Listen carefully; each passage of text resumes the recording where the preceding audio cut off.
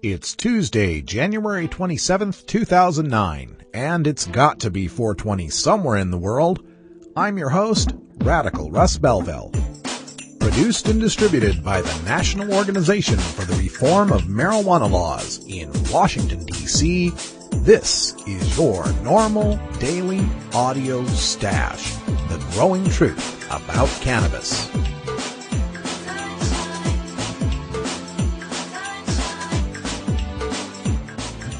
Welcome to the most popular podcast regarding marijuana in all of America and all the world, featuring interviews with scientists, politicians, doctors, prohibition policy activists, regular cannabis consumers, musicians, and NORML staff and NORML's board of directors, along with music and comedy no other podcast can offer.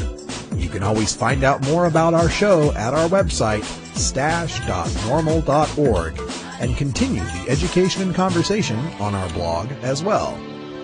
We're ending marijuana prohibition with education, one listener at a time.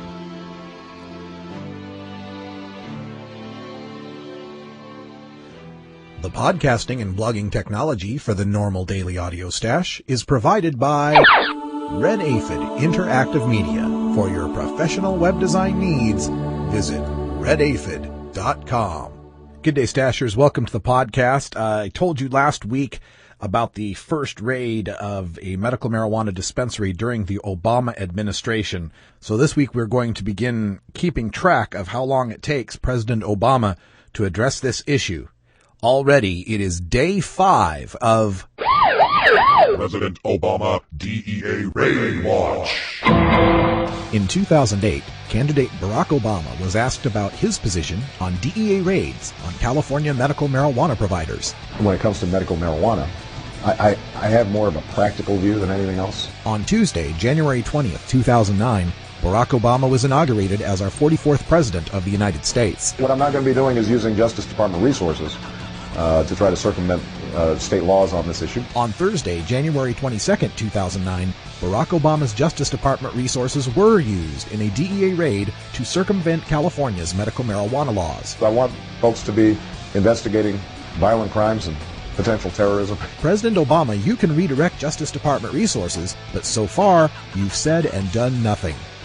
We've got a lot of things for our law enforcement officers to deal with. Mr. Obama, shut down these raids. Brought to you by the National Organization for the Reform of Marijuana Laws at NORML.org, who believe it should be normal for politicians to listen to the will of the people. You can follow the DEA Raid Watch online at stash.normal.org. Check the top header for our new Breaking Alerts section. You can't miss it. It's pretty bright yellow. Also, we've got other new features on the Stash, including your own registered account at the Stash, which will give you access to special secret Stash items that you won't find if you're just a regular net surfer. So log on now, create your account, create your profile, and also you can include a gravatar, which is a kind of an icon that follows your name along. And as a registered user, your comments will appear automatically on posts after your first comment has been moderated. We've got a whole bunch of state bills we need to look at as far as medical marijuana and marijuana decriminalization in the United States. For taking action on all of these bills, you can always log on to NORML.org and look in the left-hand side for Take Action, and we'll send you along to your state representatives and senators and provide you pre-written emails that you can send to them. Now, looking just north of me in Washington State, 2 bills have been introduced, House Bill 1177 and Senate Bill 5615, a companion bill, which are to decriminalize marijuana possession, somewhat similar to what happened in Massachusetts last year. The penalty for possessing up to 40 grams of marijuana would be just a civil infraction, subject to a $100 fine. In medical marijuana bill news from Montana, House Bill 73 has been tabled in committee. This is the bill that would have expanded the type of healthcare providers who can legally recommend medical cannabis to include physician's assistants and nurse practitioners. Tabling of this bill means it's probably dead in committee for the year. We've got a medical marijuana bill introduced in New Hampshire. A new website is also set up, nhcompassion.org. This is run by the New Hampshire Coalition for Common Sense Marijuana Policy, and the bill is House Bill 648. This bill would allow terminally ill patients to use and grow medical marijuana for personal use if their doctors recommend it. Virginia has introduced a type of a decriminalization bill. It's a bill that would allow one-time marijuana offenders after 10 years to be able to expunge that conviction from their record. Boy, talk about the least you could do, but at least someone who got popped one time for possession, let's say, could get their record expunged after 10 years, which would help for getting jobs and clearances and so on. In Texas, they've introduced a marijuana affirmative defense bill, HB 164. Now, a quick lesson for you newbies who don't know what affirmative defense means. That's not exactly medical marijuana. Let's say you're a patient and you're using cannabis to help you stay alive or combat your condition. Under this law, you would still be subject to arrest for your less than 1 ounce of marijuana. If you couldn't make bail, you'd be sitting in a cell without your medicine until court. You'd hire an attorney and pay her a bunch of money, and you'd probably have to hire a bunch of expert witnesses to testify how cannabis helps your particular condition. Finally, you'd get in front of a judge with a prosecutor pressing to get you 6 months in jail and a $2,000 fine. You'd say to the judge, "But, Your Honor, I have to use cannabis or I will die," or whatever the condition might be. And if the judge agrees, you're free to go find a way to pay your tens of thousands of dollars in legal bills. Affirmative defense basically means not breaking the law would cause you considerably more harm than breaking the law would harm society. It really is the least that government can do to protect patients. But it may be something that Texas voters are ready for. That's House Bill 164 for medical marijuana affirmative defense.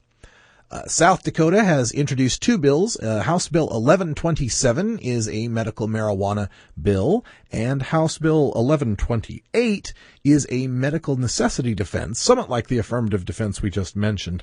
You can get more information on that at South Dakotans for Safe Access, which can be found through the South Dakota NORML website at sodacnormal.org. Connecticut has introduced medical marijuana and decriminalization bills. Senate Bill 349 is an act to reclassify the possession of minor amounts of marijuana from a misdemeanor to an infraction, again, somewhat like Massachusetts. This would reduce it from 1 year in jail and a $1,000 fine to, if you're possessing 1 ounce or less, a ticket and a small fine with no criminal charges. On the other side, House Bill 5175 is a medical marijuana bill that has been referred to the Joint Committee on Judiciary. This is similar to a medical marijuana bill that passed through Connecticut's House and Senate, only to be vetoed by Governor Jody Rell. For more information on any of these bills, visit our blog at stash.normal.org or just visit NORML.org and click the Take Action link. We've got the automated system that'll help you find your state, your representatives and senators, and the information on the bills that we need to fight to help end adult marijuana prohibition. Coming up on today's Stash, we've got our Government at Work segment, and we'll be visiting with Bob Newland from South Dakota NORML on those aforementioned South Dakota bills. Also, in the second interview segment, we'll be visiting with Cliff Schaefer, who's the librarian of the online druglibrary.org and a longtime activist, with a special commentary on the economic nature of the drug war and how we can use the budget crisis at the state level to pressure our government to end marijuana prohibition.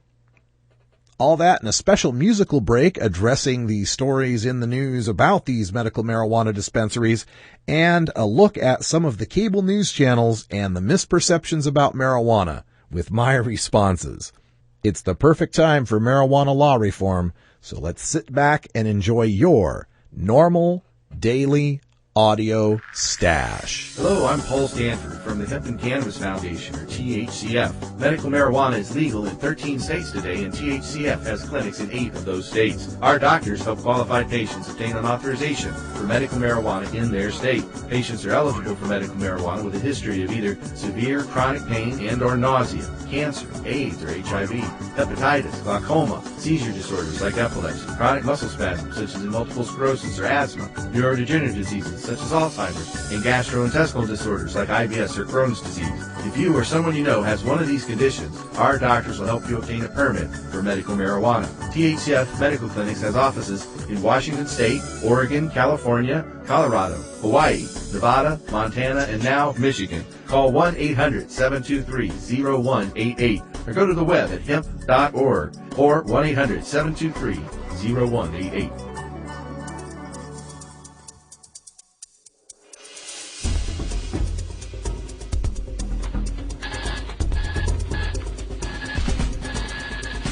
Now it's time to take a look at the latest stories about marijuana from news organizations across America and around the world in our normal daily audio stash, Hemp Headlines. California state and local cops aided in the Tahoe DEA dispensary raid. South Lake Tahoe, California. Federal agents raided a medical marijuana dispensary in South Lake Tahoe on Thursday. At about 11 a.m., 5 agents from the U.S. Drug Enforcement Agency, joined by members of the California Bureau of Narcotic Enforcement, the South Lake Tahoe El Dorado County Narcotics Enforcement Team, and the South Lake Tahoe Police, served a federal search warrant on Patient to Patient Collective, located at 2314 Lake Tahoe Boulevard. Agents seized between 5 and 10 pounds of processed marijuana and a small amount of U.S. currency from the collective, said DEA Special Agent Gordon Taylor. Police made no arrests on Thursday. Taylor declined to comment on additional details of the raid, saying Patient to Patient Collective is part of an ongoing investigation.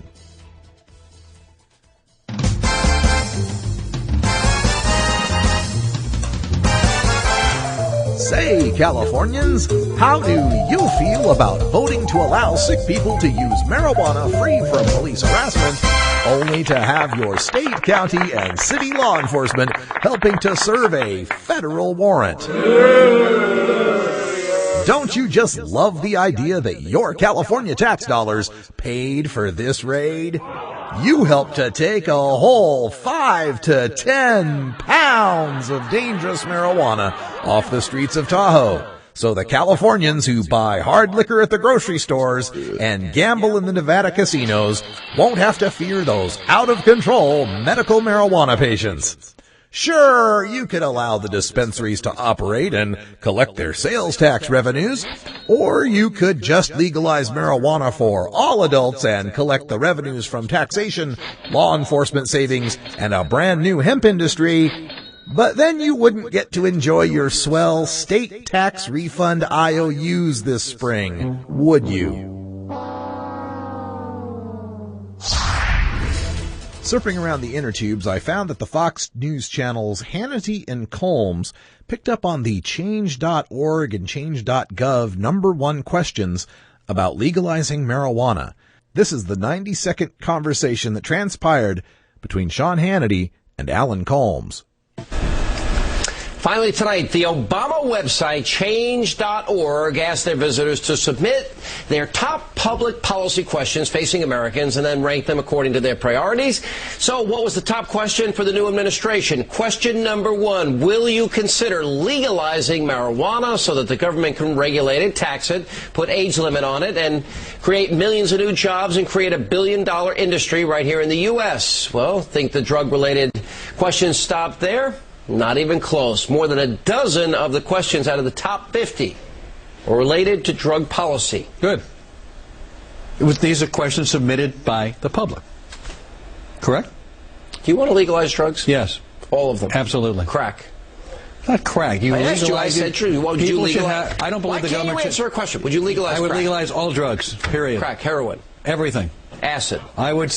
People should not have the government tell them what should be put in their body. So we can predict with certainty somebody's going to be on crack killing somebody. What That's about okay alcohol? with you. Alcohol is one of the most dangerous drugs. It's not legal. like crack. It's not like heroin, Alan. It is a dangerous drug. If you're going to legalize one, you legalize them all. You have the government deciding what's legal and what's not legal. If you inject heroin into your arms, it's a little different than having a glass of wine, don't you think? Of course it is, but you need treatment, and we need to put money toward treatment of these people and curing them. Right. not That's all the arresting time them we and have putting left them in this jail. evening. Alan's got to take a bong hit. We'll see you back here tomorrow night. Yeah, legalized marijuana goes right to crack smoking murderers in the streets and comparisons of injecting heroin versus drinking wine. Alan, you've got the right position, but you expressed it very poorly. The proper answer to, do you want to legalize all drugs, is, I want to end using prison for drug rehab. Don't let a prohibitionist take you from legalize marijuana to legalize heroin. We may indeed support some form of decriminalization for all drugs, but when people hear legalize, they think as available as beer, because it is the only legalized intoxicant they're familiar with. Keep the issues separate. Perhaps with, Sean, pot and heroin are as different as wine and morphine. I don't see a problem with making pot as legal as wine, nor with making heroin as legal as morphine. See? Now, when Hannity takes it back to, well, injecting heroin in your arm is a lot different than a glass of wine, that's when you reply with, yeah, but smoking a joint is a lot like a glass of wine, and we learned with Al Capone that making wine illegal caused more problems than it solved. Naturally, since it is Hannity's show, he's going to end it with a swipe like Alan has to go take a bong hit. Not much you can do there, but what I like to do in public when I get the inevitable sarcastic jab like that, I counterpunch with, wow, for a drunk, you don't slur your words at all. The chances are that the jerk drinks alcohol because A, jerks drink alcohol, and B, alcoholic jerks tend to really hate potheads. If he defends with, well, I'm not drunk, you counter with, but you drink, right? I support pot, and you make jokes that I'm high. You support booze, so I figure you're drunk. Marijuana is an addictive drug which produces in its users insanity, criminality, and death. Marijuana is the most violence-causing drug in the history of mankind. If the hideous monster Frankenstein came face to face with the monster of marijuana, he would drop dead from fright. Reefer Madness. Ted Nugent wants to be drug czar. Seriously. The Motor City Madman, avid killer of wild game and 70s rock legend, has posted a letter on the Human Events website detailing the danger of the drug war raging in Mexico. In the letter, he asks President Obama to appoint him as drug czar. Seriously.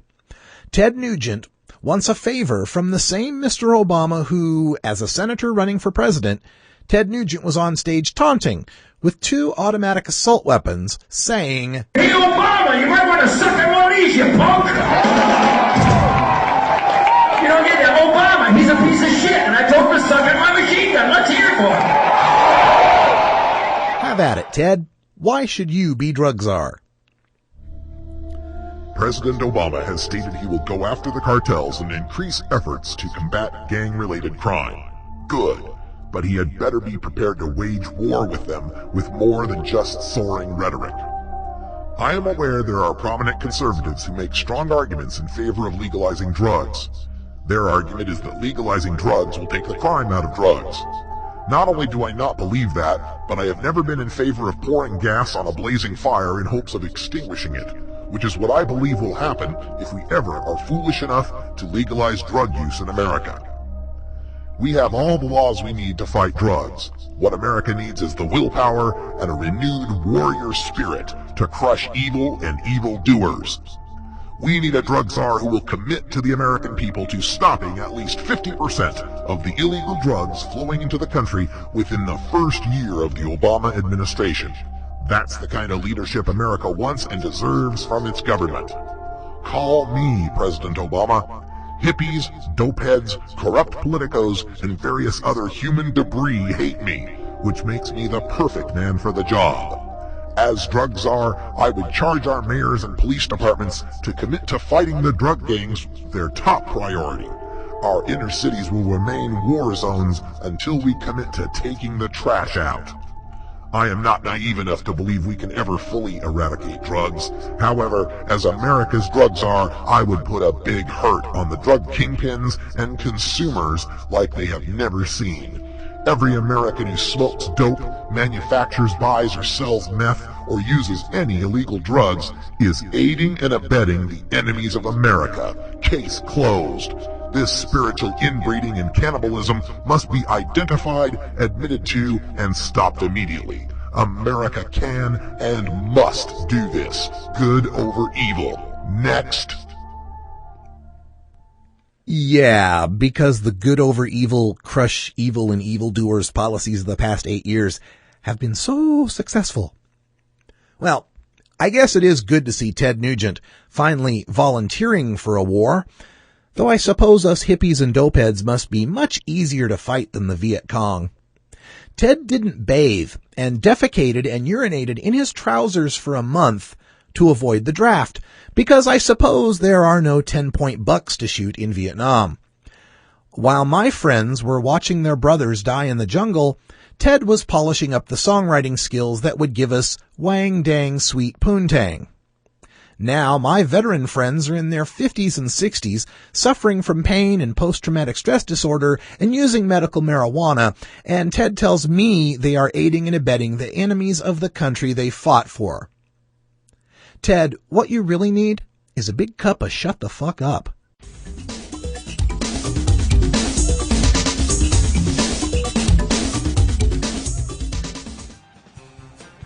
"76% of Americans no longer support arresting and jailing marijuana smokers, and nearly as many support the medical patients having access to medical marijuana. And over 80% of our citizens now believe the war on drugs is an ineffective failure. So the question is, when will the government's misguided war on adult marijuana smokers finally end? When? Simple. When you and your like-minded friends, family, and coworkers get involved with an organization such as the National Organization for the Reform of Marijuana Laws, also known as NORML. My name is Keith Stropp, and I founded the organization in 1970. Contact us at NORML, toll-free, 888-67-NORML, or by visiting the organization's up-to-date webpage at www.norml.org.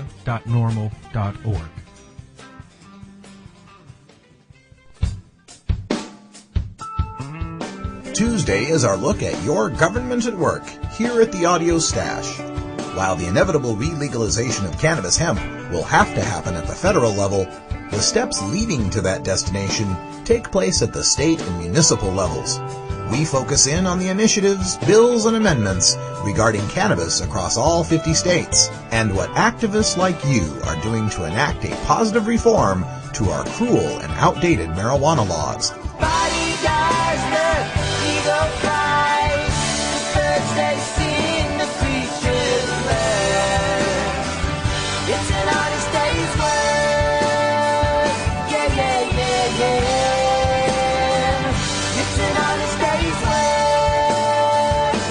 If you're working hard to make an impact in your city and state, please email us at stash@norml.org and let's share your local efforts with the worldwide cannabis community.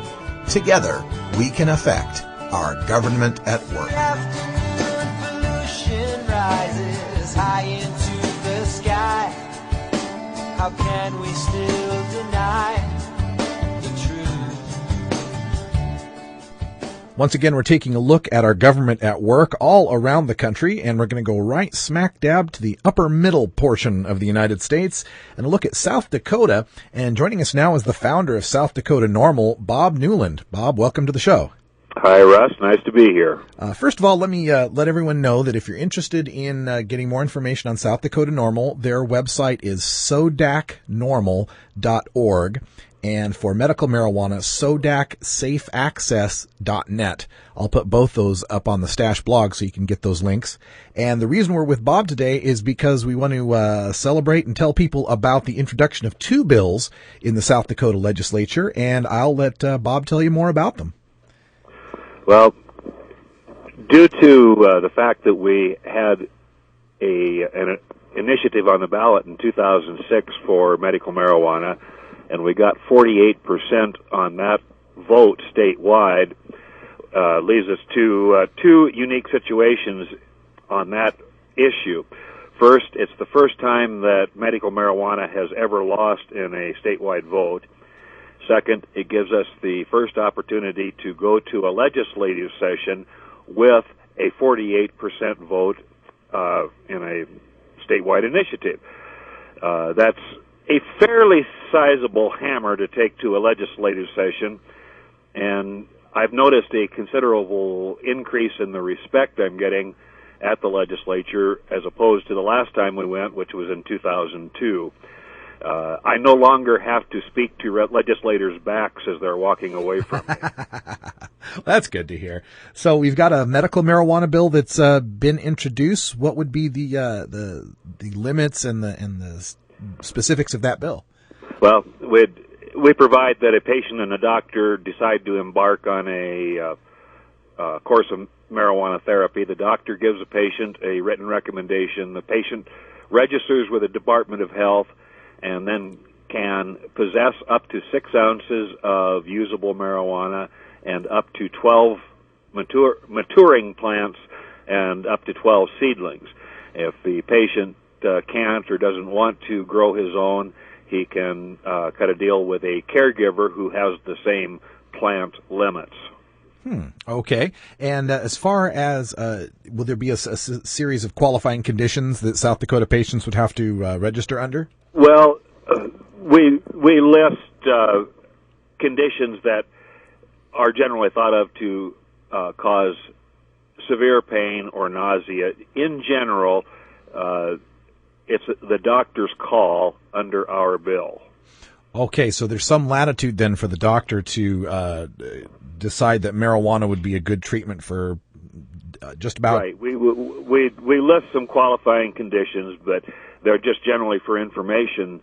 In general, if a patient is in pain or nausea, or loss of appetite, then the doctor can recommend it, and patient can use it if our bill passes. Yeah, well, that's fantastic. And this is, this is House Bill 1127, and we want to encourage everyone to get online. We've got some alerts out at NORML.org where you can get involved, contact your legislators there in South Dakota, send a letter, and so on.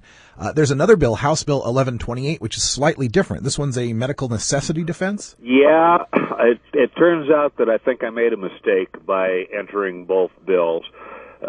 Some legislators didn't want to deal with the detail of a 16-page law, which 1127 is, a comprehensive medical marijuana act. So we just put in a short bill for an affirmative defense if a person were arrested for possession or use of cannabis. I thought that both bills would go to the same committee and would be heard in succession. The same testimony would be good for each bill, and if they killed the longer bill, perhaps the affirmative defense bill would have a chance. What's happened is that they've assigned these bills to separate committees. That may be by design on the part of the Speaker of the House in order to make it that much more difficult for us to be there with witnesses. We'll have to see how this shakes out in the end, but if I have to make a choice, I'm going to promote 1127, the Comprehensive Safe Access Act. Sure. So are you looking for more patients to testify? Is there ways people can get in touch with you? Well, they can certainly call me at 605-255-4032. They can go to the website and contact me on one of the email links. They'll have to fight through a spam filter, which isn't very difficult. Yeah, we would like more witnesses to show up and ready to testify in the South Dakota legislature. So how does it look then at the legislature as far as support for these measures? Well, we certainly don't have a majority. This bill is very unlikely to make it out of committee, although for the first time I can envision it making it out of Health and Human Services and onto the floor of the House, where it will be killed. The vision gets really dim at that point for it progressing past the floor of the House. And even if it made it through both the House and the Senate, the governor is almost certain to veto it. So at the end of the legislative session, all we're going to have is whatever press bump we can get out of the testimony in committee. But again, making these efforts, though, is going to continue to get more and more support from the people in South Dakota as they hear about these patient struggles and maybe get some favorable news coverage, don't you think?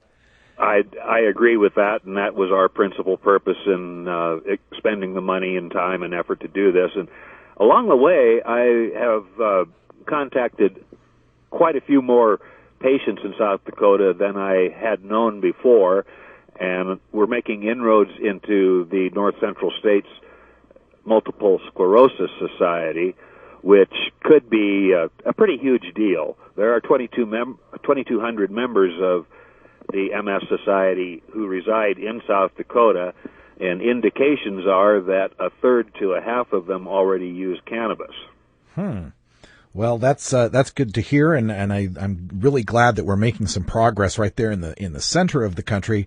It's journeyman work you're doing out there, working with some of the most conservative people in the country that really don't know a whole lot about medical marijuana, and they're scared. And it's great work you're doing out there. Well, the issue is won in the public. If we had it on the ballot tomorrow, we would win. Yeah. And if we choose to put it on the ballot again, we will win. I don't think there is any doubt about that. That's great to hear, especially after, the 2006 being so close. We really hope we can get something passed in South Dakota. Is there anything else you'd like to leave our listeners with before we wrap things up here, Bob? Well, it's certainly possible for people to follow our testimony. They need to go to the state of South Dakota. You need to enter Legislative Research Council in the search function of any search engine for South Dakota. Legislative Research Council, South Dakota. That'll take you to a home page where you can click around and find how to listen to the committee hearing, which should be next Monday or Tuesday. I'll look that up and get a link for that as well as we post this interview, so people can find it quite easily. It's always interesting listening to the testimony. I've been to testimony a couple times here in Oregon and watching how the laws get made and the way people go through the committees. It can be quite interesting and sometimes quite frustrating. Well, it's been frustrating, of course, when you listen to witnesses talk to a legislative committee and then the committee kills the bill. You just sit there stunned. How could they possibly do that? Yeah, right to their face. and we will have some spellbinding testimony. Well, we're looking forward to it. And you say next Monday or Tuesday should be the hearings? That's our best guess right now, yeah. Okay, well, we'll keep in touch, and if you've got any updates, let me know. I'll make sure to let the Stash listeners know, and we'll keep the pressure on in South Dakota. Okay, I'm glad to be a part of the Audio Stash. Oh, thanks so much, Bob. We'll talk to you again sometime. All right, see ya. Bye.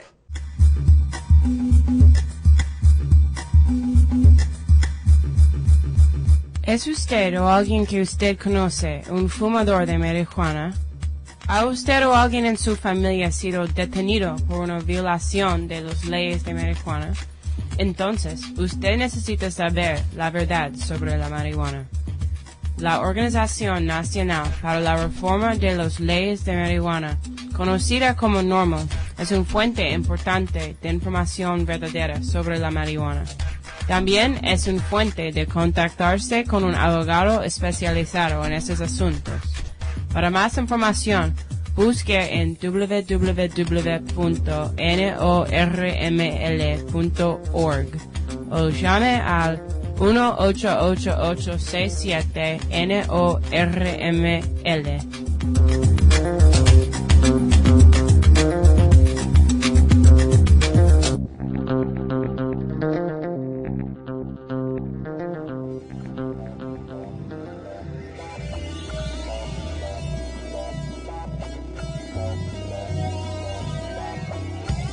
Here at the NORML Daily Audio Stash, we work hard to change our nation's marijuana laws through education and discussion.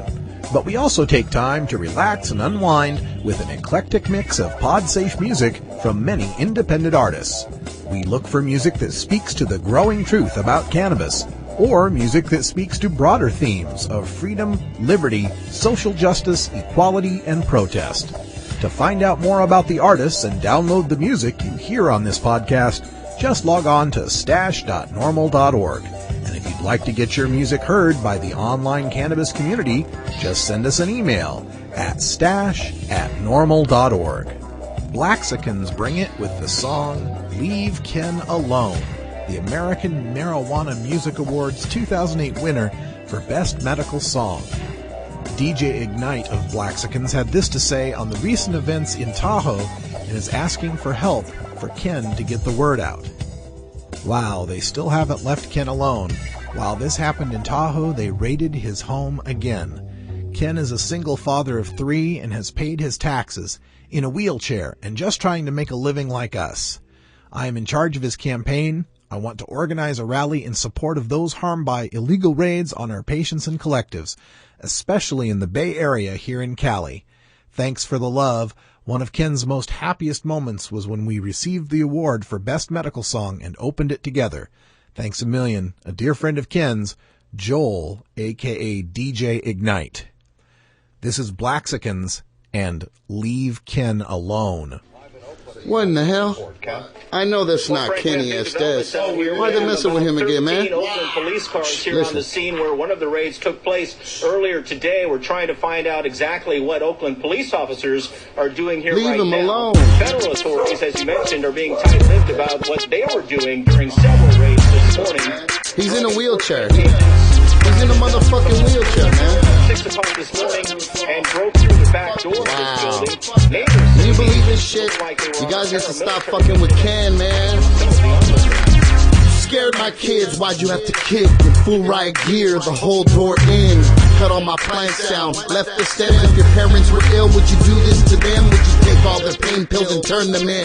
Confiscate their belongings and split them in the end. Vultures are tripping off cannabis. There's cocaine and ice cakes, so find them. You're wasting them federal funded dividends. If you touch one of us, then touch one of them. One day you might ask to be a friend, but I don't trust no one. Have no friends like Houdini. I'll disappear in the wind, roll away in my wheelchair. I'm a win in the end, and as long as there's seeds, I'm ahead of them. If nature cooperates, see you at Oktoberfest. They filed down the street with their semi-automatic weapons and full riot gear with a battering ram and went in the back door. One of the customers pulled up, looked across the street, saw the guns, got back in the car and took off. The special agent in charge of the DEA's San Francisco field office revealed little about today's action. Leave us alone, we're all medical patients. A prescription allows me to grow these babies. If that canine bites, hope he gives me rabies so I can slap a lawsuit on the city, maybe. Or maybe not. I got my Glock, might think you're the intruder, then pop, pop, pop. Dead DEA agents on the spot. Every time they make a bust, does the crime rate drop? I don't think so, not even a little bit. Are you stressed out? Then hit it a little bit. Here, Kush, Northern California Bush, got medical club cards. We don't push dispensaries throughout the state. What's the difference between trees and them pills you take? Advils, aspirins, and ibuprofens, and I've had no pain since I've been token. I'm not at liberty to say a lot about this because it's still under seal. So all I could say is, I mentioned go after the baddest people. Ken Estes is apparently one of the biggest and baddest people. He says this property is where he used to grow medical marijuana plants for his Bay Area cannabis This club. is for my folks in that green triangle. Keep on growing at every angle. Glaucomas, cancer, and broken ankles. Migraines and major pains they can't handle. The best remedy simply grows on trees. 100% natural THC. Go ahead, take a puff now. Eat it in brownies. That's how we get down to Sonoma County. Endo and lakes and surrounding boundaries. Get caught trespassing. You can't find them. Quick, it won't hurt to put you in the dirt. And now you know just how it works. But that's not us. We supply the medicines. Folks like Pomos and indigenous vegetables grow then straight to bloom. If you want to weigh my heart aside, I'll let you in my room. Now the building is littered with bags of mildewing marijuana and plants with the stalks chopped off. They said, we're going to have to return for you. That's 100 people. They were in all my businesses everywhere, took whatever money and whatever marijuana they could find. Ken says agents not only raided this Oakland building, but a growing operation in San Leandro and his 3 medical marijuana dispensaries in Clear Lake, San Mateo, and this one in Richmond. He says they also went to his home in Clear Lake, rousting him and his 3 children out of bed. They had the guns drawn, coming in the rooms. I guess it's a procedure, but, the kids are still shaken up. In all, Estes says agents seized $150,000 cash, 20 pounds of packed marijuana, and 1,000 plants worth more than $250,000. Estes says he's outraged that federal agents are singling him out. He says he should be allowed to grow and sell medical marijuana because of California's Prop 215, but the feds don't see it that way. Our stand on this is it's against federal laws. I'm going to reopen. I'm going to open up, maybe not those locations, but I'm going to challenge the government because the federal government is wrong. Once again, the federal government is wrong. They said they weren't going to arrest me or charge. They didn't arrest none of my people. They went into all my businesses everywhere, took whatever money and whatever marijuana they could find. As a matter of fact, fuck alone. You motherfuckers should focus on that coke and crack and shit that you motherfuckers are letting motherfuckers come and bring in anyway. Killing us and shit. Weed and shit. Worried about weed and shit. I'm Alan St. Pierre, Executive Director of NORML. Have you heard about the new super pot that's supposedly 20 times more potent than your father's Woodstock weed? Don't believe the hype. Marijuana's THC potency has always varied, even in the 60s and 70s. And the drug czar's numbers are full of, well, exaggerations. While no intoxicant is harmless, cannabis is non-toxic and far safer than alcohol. No matter how much you smoke, of whatever potency, you cannot die of a marijuana overdose. Potency is irrelevant anyway. More potent pot just means you smoke less of it, meaning less harmful smoke in your lungs. This is a prime example of harm reduction in action. Besides, the government already allows the prescription of THC pills. Its commercial brand name is Marinol, and it's 100% potent. Meanwhile, the federal government won't allow dying people to use natural marijuana, no matter what the potency. Does this make sense to you? Learn the facts about pot. Visit NORML.org today.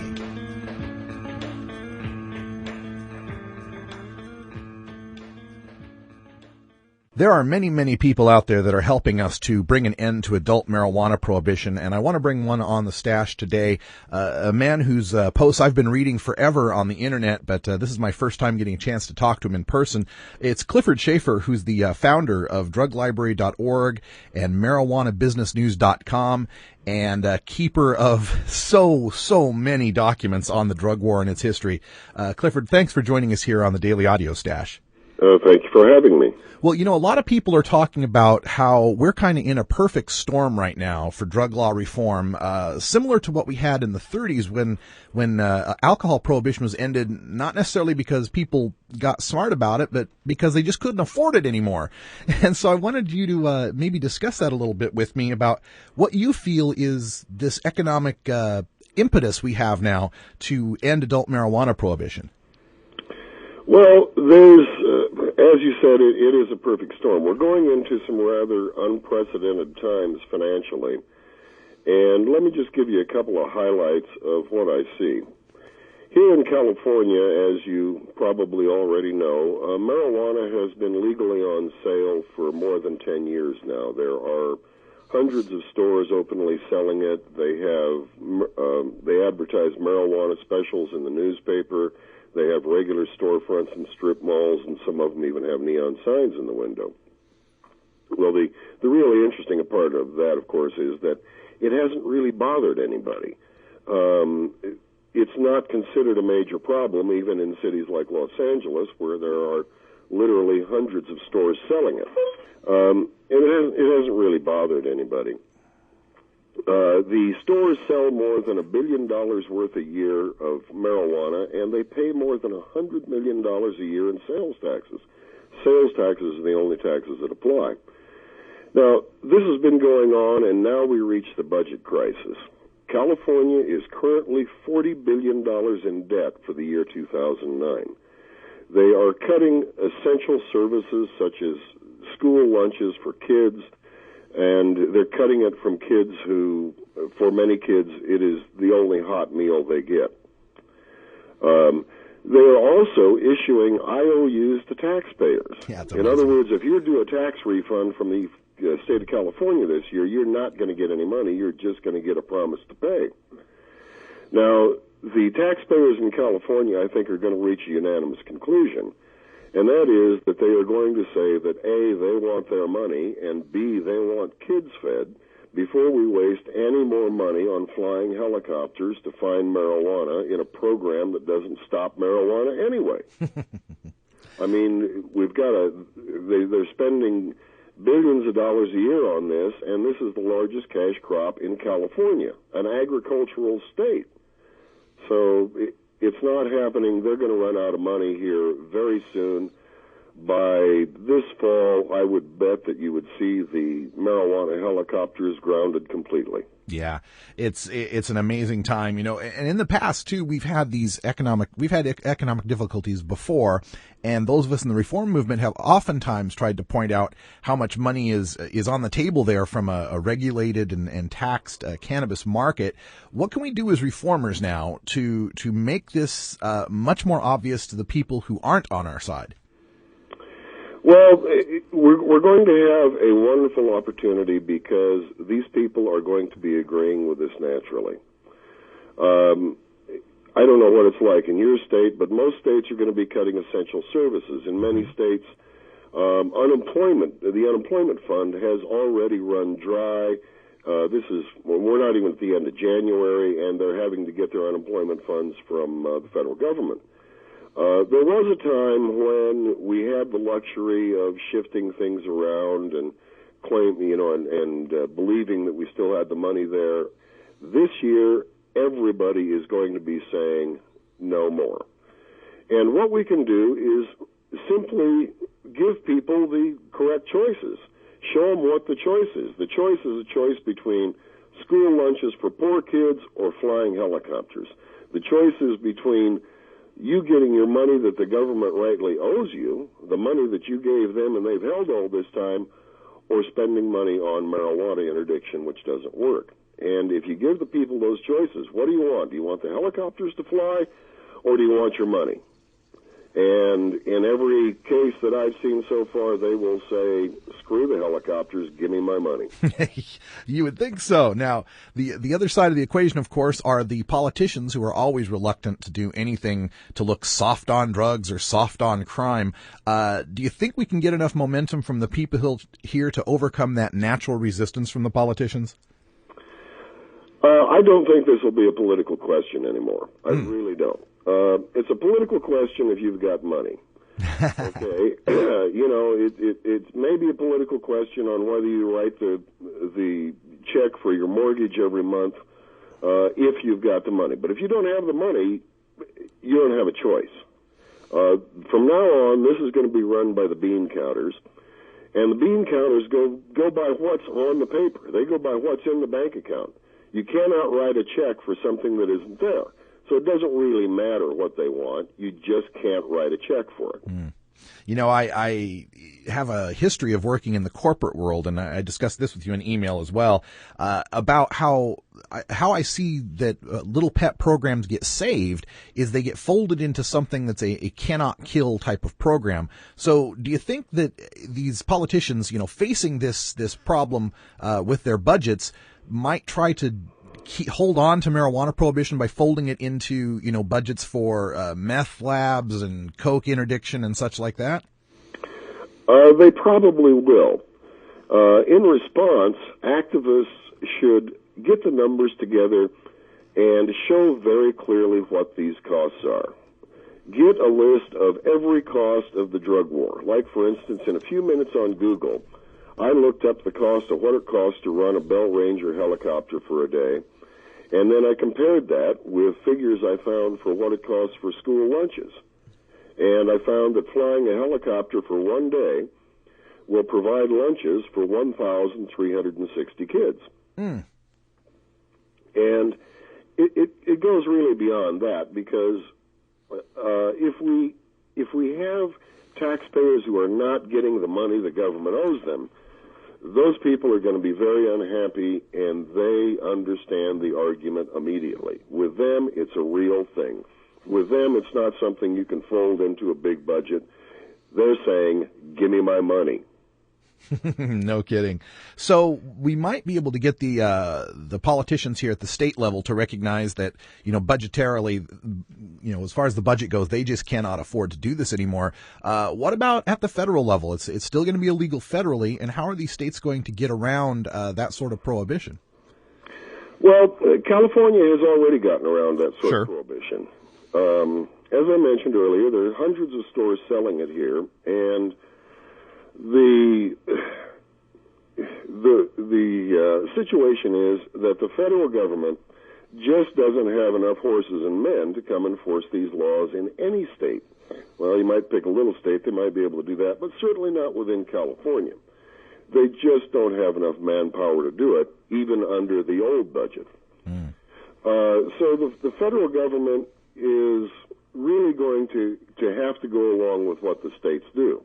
And if the states decide that suddenly they just don't have enough money to put marijuana users through the court system anymore, the federal government really can't force them to do it.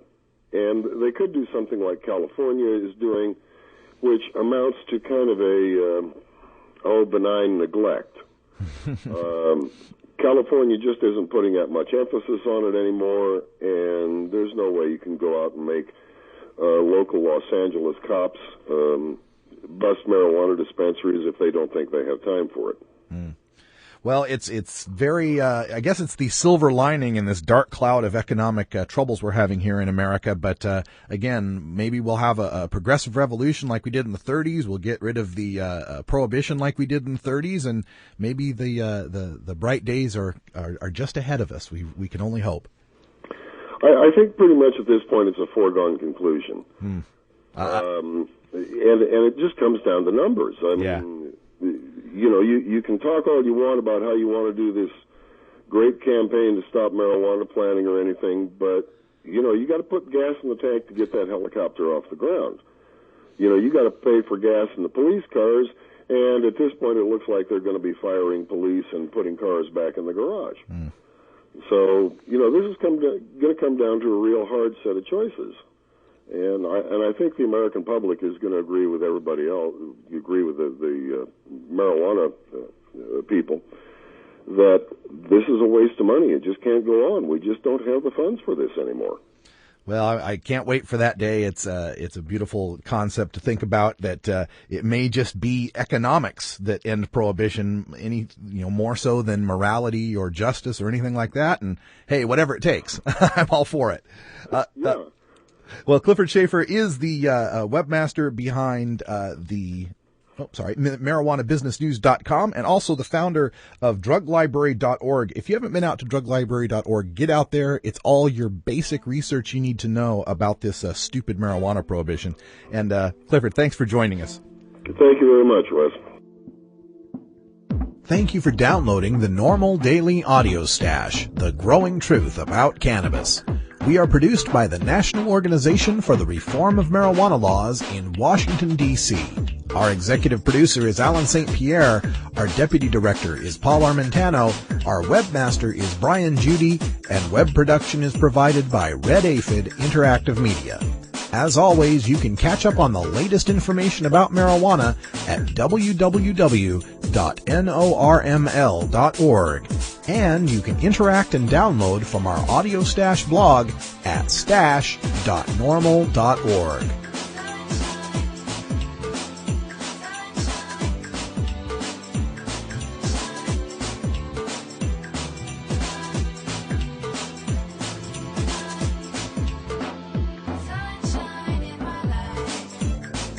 For everyone here at NORML, I'm your host, Radical Russ Belville, hoping all your harvests are bountiful and your encounters with law enforcement are non-existent. We leave you today once again with a reminder to check NORML.org and the Take Action link in the top left corner to check on your state to see if there is some way that you can get involved in helping to end adult marijuana prohibition.